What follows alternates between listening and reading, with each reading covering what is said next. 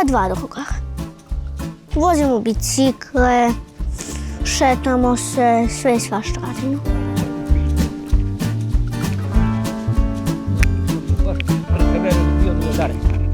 Pa nismo mnogo razmišljali, znala sam da želim tu da budem i tu da sudam.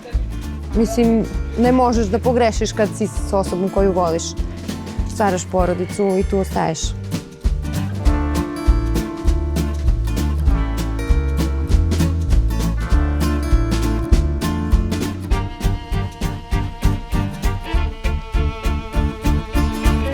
Pa šume. Naše dete, na primjer, ono više voli u prirodu, da izađe tu u dvorištu da se igra i da odemo na igralište, do šume prošetamo se opet, to je svež vazduh, svako je mnogo bolje za dete nego za gušljivosti grada. Ja kad sam bio mlađi, bilo je malo, što kažu, življe selo, da sam u gradu otišao, ko zna šta je bilo.